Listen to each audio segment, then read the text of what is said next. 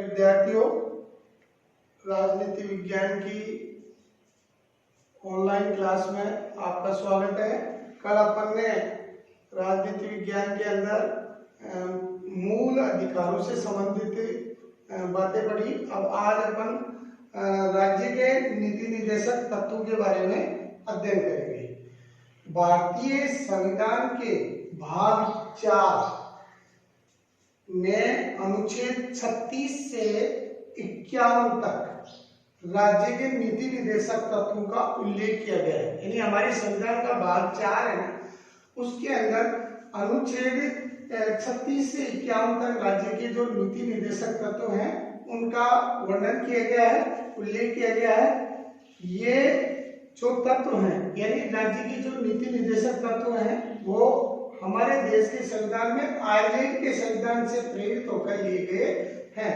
तो इसमें ये प्रश्न पूछ लेता है कि राज्य के जो नीति निर्देशक तत्व भारतीय संविधान में लिए वो कहाँ से लिए गए, तो आयरलैंड के संविधान से लिए गए हैं। इसलिए ये बहुत बढ़िया एक छोटा प्रश्न आ जाता है।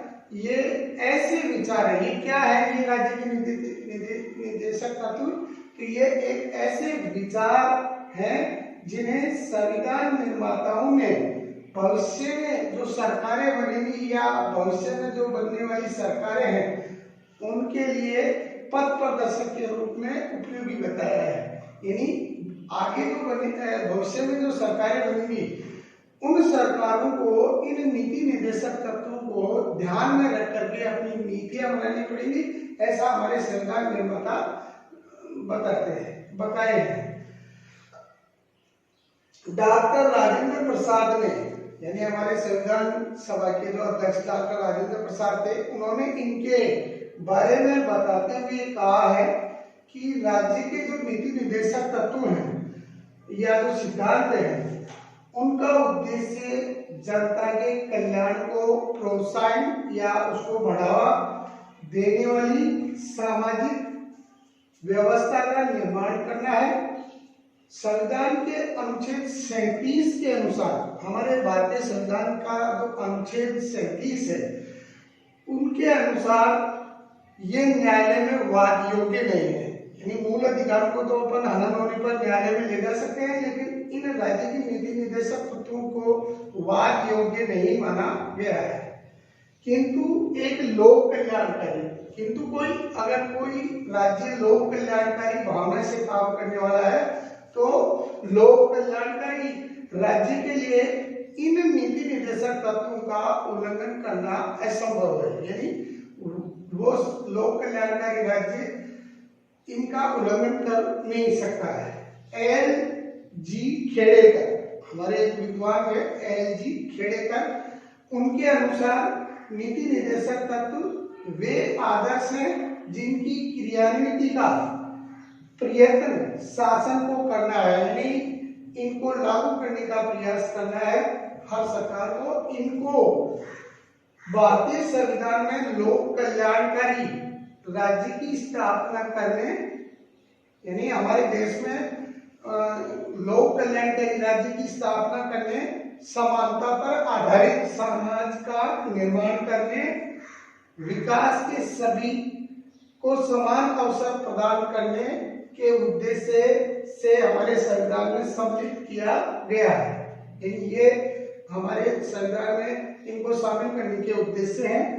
ये नागरिकों की शिक्षा, स्वास्थ्य, सामाजिक समानता तथा राज्य के लिए अनुकरणीय यानी करने योग्य नीति के विश्लेषण से संबंधित है। भारतीय संविधान में दिए गए नीति निर्देशक तत्वों को हम निम्न भागों में बांट करके समझ सकते हैं। यह बांटा गया है।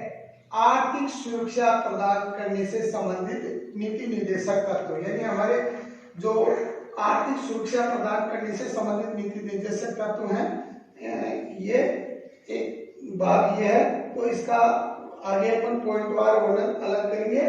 तो पहला हुआ कि आर्थिक सुरक्षा प्रदान करने से संबंधित नीति निर्देशक तत्व। वे सामाजिक सुरक्षा व शिक्षा से संबंधित नीति निर्देशक तत्व से पंचायती राज कोमा प्राचीन स्मारकों तथा न्याय से संबंधित तत्व, और द अंतरराष्ट्रीय शांति व सुरक्षा से संबंधित नीति निर्देशक तत्व।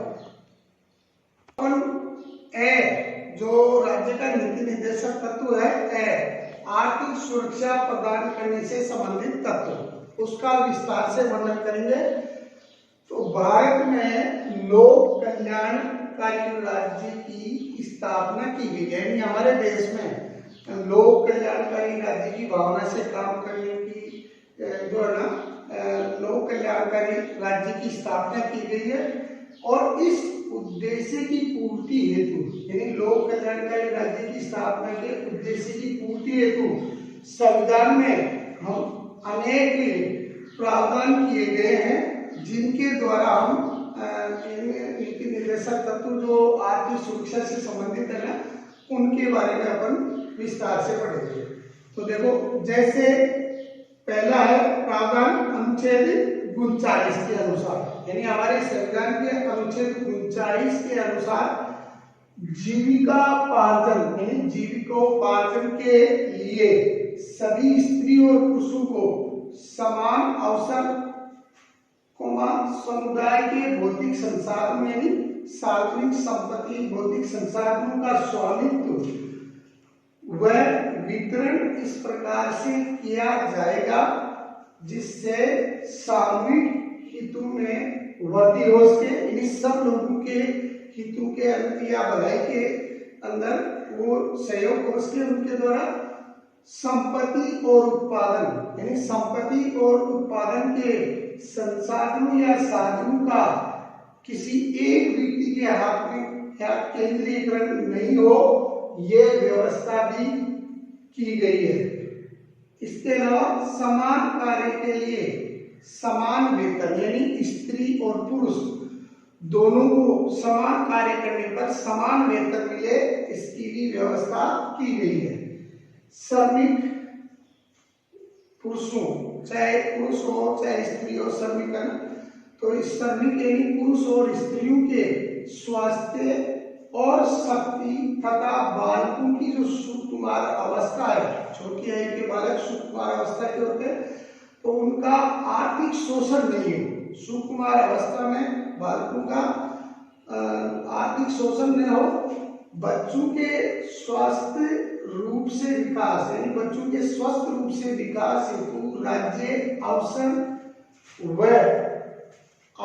व सुविधा प्रदान करेगा, यानी उनको अवसर भी और सुविधाएं भी प्रदान करेगा, ये दायित्व है या ये बताया गया है। अनुच्छेद, इसके अलावा एक प्रावधान अनुच्छेद 41 के अंदर, यानी हमारे भारतीय संविधान के अनुच्छेद 41 के अनुसार राज्य विकास व आर्थिक प्रगति में इस बात का भी ध्यान रखेगा कि प्रत्येक व्यक्ति को उसकी योग्यता के अनुसार रोजगार व शिक्षा प्राप्त हो सके, इसकी भी व्यवस्था करेगा।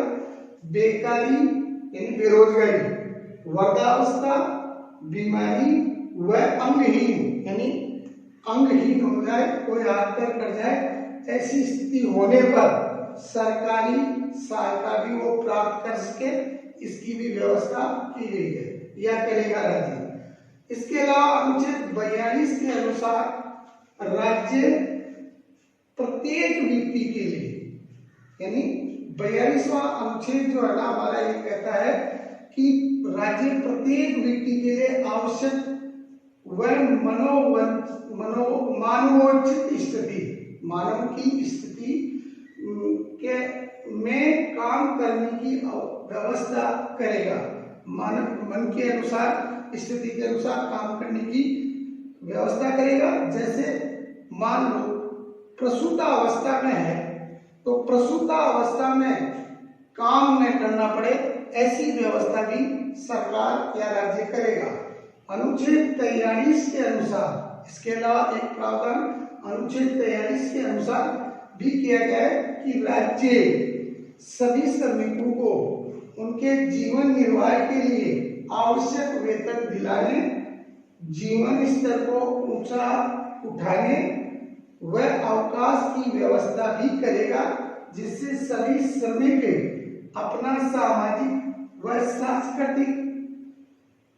सांस्कृतिक विकास के उन्हें अवसर प्राप्त हो सके। इसके अलावा एक प्रावधान अनुच्छेद 43 के अनुसार राज्य ग्रामीण क्षेत्रों में व्यक्तिगत व सहकारी आधार पर, यानी व्यक्तिगत और सहकारी सब मिलकर के काम करे ना, इस आधार पर कुटीर उद्योगों को ज्यादा से ज्यादा बढ़ावा भी देगा।